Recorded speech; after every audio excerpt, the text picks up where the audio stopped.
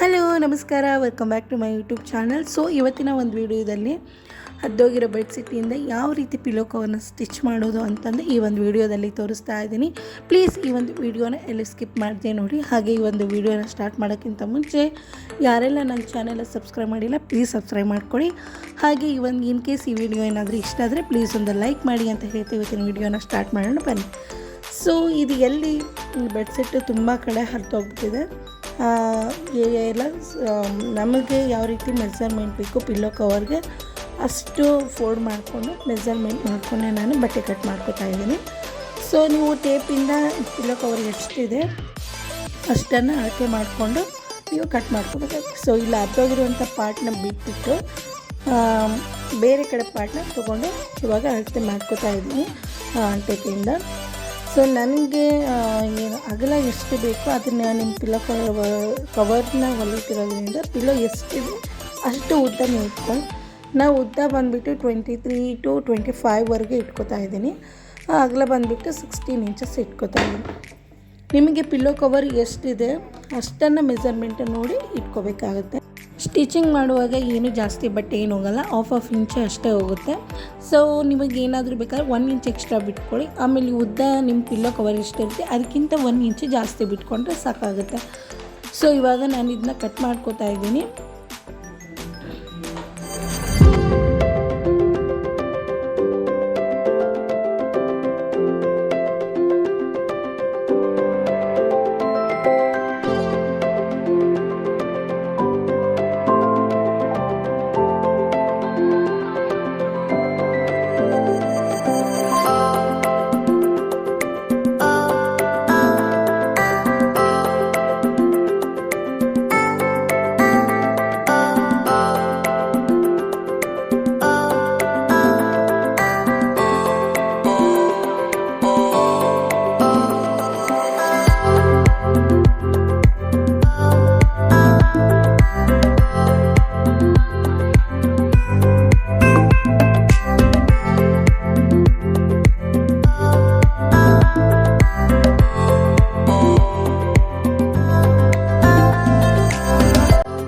Bedsheet ಸುಮಾರು ಕಡೆ ಹರಿದೋಗಿರೋದ್ರಿಂದ ಹರಿದೋಗಿರೋ ಪಾರ್ಟ್ನೆಲ್ಲ ಬಿಟ್ಟು ಎಷ್ಟು ಪೀಸ್ಗಳಾಗ್ತವೆ ಅಷ್ಟು ಪೀಸ್ನ ನಾನು ಕಟ್ ಮಾಡಿ ಇಟ್ಕೊಂಡಿದ್ದೆ. ಕ್ವಾಲಿಟಿ ತುಂಬ ಚೆನ್ನಾಗಿತ್ತು ಅಂತಂದರೆ ಇದನ್ನು ಯೂಸ್ ಮಾಡ್ಕೊಂಡಿದ್ದೀನಿ.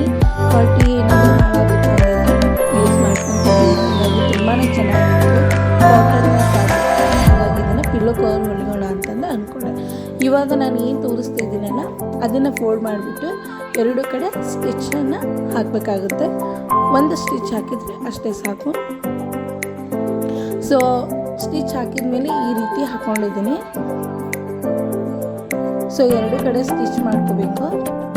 ಆಮೇಲೆ ಇದನ್ನು ನಿಮ್ಮ ಫ್ಯಾಬ್ರಿಕ್ ಏನಾದರೂ ಸೀದಾ ಅಥವಾ ಉಲ್ಟಾ ಇದ್ದರೆ ಫಸ್ಟ್ ನೀವು ಇದನ್ನು ಉಲ್ಟಾ ಹಾಕೋಬೇಕು. ನನ್ನದು ಎರಡು ಕಡೆ ಇದು ಸೇಮ್ ಕಾಣಿಸುತ್ತೆ, ಹಾಗಾಗಿ ನಿಮಗೆ ಗೊತ್ತಾಗಲ್ಲ.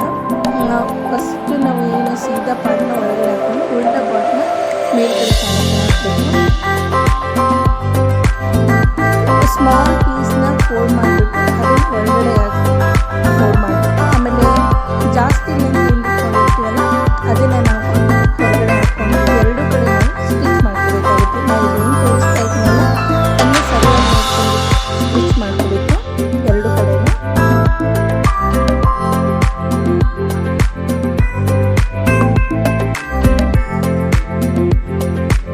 ಸೊ ನೋಡಿದ್ರಲ್ವ ನಾನು ಎರಡು ಕಡೆ ಇವಾಗ ಸ್ಟಿಚ್ ಮಾಡ್ಕೊಂಡಿದ್ದೀನಿ. ಸೊ ಇದನ್ನು ಇವಾಗ ಉಲ್ಟಾ ಸೀದಾ ಮಾಡ್ಕೋಬೇಕು. ಸ್ಟಿಚ್ ಹಾಕೊಂಡ್ಮೇಲೆ ಸೀದಾ ಹಾಕೊಂಡ್ಮೇಲೆ ಯಾವ ರೀತಿ ಕಾಣಿಸುತ್ತೆ ನೋಡಿ.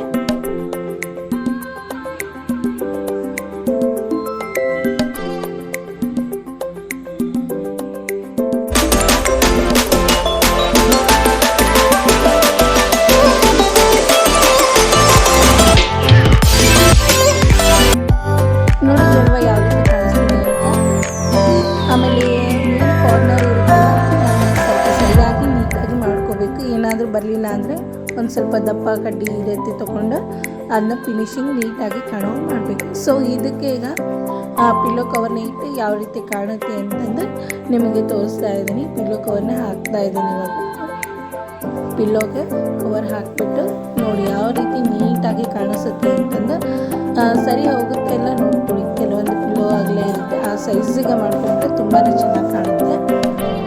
ನೋಡಿದ್ರಲ್ವಾ, ತುಂಬಾ ಚೆನ್ನಾಗಿ ಬಂದಿದೆ, ನೀಟಾಗಿ ಬಂದಿದೆ.